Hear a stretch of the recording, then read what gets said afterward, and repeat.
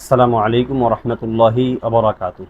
সুপ্রিয় দর্শক শ্রোতা ভাই বোনেরা, কাছে কিংবা দূরে, দেশে কিংবা প্রবাসে, যারা যেখান থেকে আমাদের সাথে যুক্ত আছেন, সবাইকে আন্তরিক শুভেচ্ছা ও অভিনন্দন।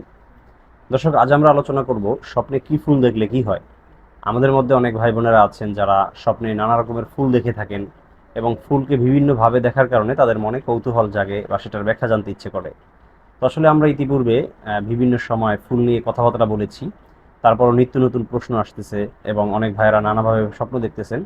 তাদের জন্য আজকের ব্যাখ্যাটি ইনশাল্লাহ। যারা স্বপ্নের ব্যাখ্যা জানতে চান অথবা ইসলামিক কোনো প্রশ্নের উত্তর জানতে চান, অবশ্যই আমাদের সাথে যুক্ত থাকবেন। ইনশাল্লাহ আমাদের এই চ্যানেলে নিয়মিত স্বপ্নের ব্যাখ্যা, ইসলামিক বিভিন্ন প্রশ্ন উত্তর, মাসআলা মাসাইল এবং বিভিন্ন আমল ও তদবির নিয়ে আলোচনা করা হয়। যদি এগুলোর বাহিরে আপনি কোনো কমেডি, ফান, ড্রামা, নাটক এগুলো দেখতে চান, তাহলে অবশ্যই আমাদের চ্যানেলটি অ্যাভয়েড করে চলবেন, কারণ এখানে ওই ধরনের কোনো কিছুই পাবেন না।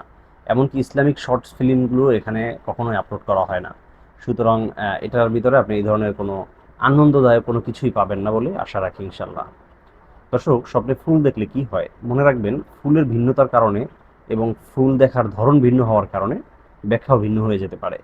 বিশেষ করে গোলাপ ফুল দেখলে যদি কেউ বিবাহিত হয় তাহলে স্বামী স্ত্রী মিল মোহব্বত, ভালোবাসার হৃদ্যতা বেড়ে যাবে এমনটা বোঝা যায়। যদি অবিবাহিত হয় তাহলে তার দ্রুত বিবাহের ব্যবস্থা হয়ে যাবে। ঠিক তেমনিভাবে যদি কেউ জবা ফুল দেখে তাহলে সেটা তার শারীরিক সুস্থতার লক্ষণ। যদি কেউ টগর ফুল দেখে তাহলে এটার দ্বারা বোঝা যায় আল্লাহ তাআলা তার রিজিকের ভিতরে বারাকা দান করবেন। কেউ যদি শাপলা ফুল দেখে তাহলে তার চেহারা সুন্দর হবে এমন কিছু বোঝা যায়, লাবণ্যময় হবে এমনটা বোঝা যায়। ঠিক তেমনিভাবে সূর্যমুখী ফুল বা বিভিন্ন গাছের অন্যান্য যে ফুলগুলো রয়েছে, কচুরিপানার ফুল, এই ফুলগুলোর ব্যাখ্যাও কিন্তু মৌলিকভাবে ভালো করা হয়েছে। অর্থাৎ ফুল আপনি যেভাবেই দেখেন না কেন সেটা কিন্তু ভালো এবং পজিটিভ দিক রয়েছে। সুতরাং ফুল দেখে কখনো আমরা ভীতি সন্ত্রস্ত হব না, আতঙ্কিত হব না। এখানে খারাপ খারাপ তেমন কোনো দিক নেই।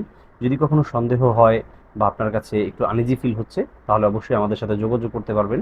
ডিসক্রিপশন বক্সে আমাদের পেজের লিঙ্ক থাকবে, সেখানে মেসেজ দিতে পারবেন, অথবা কমেন্টস বক্সে জানালেও ইনশাল্লাহ আমার সাথে কথা বলতে পারবেন।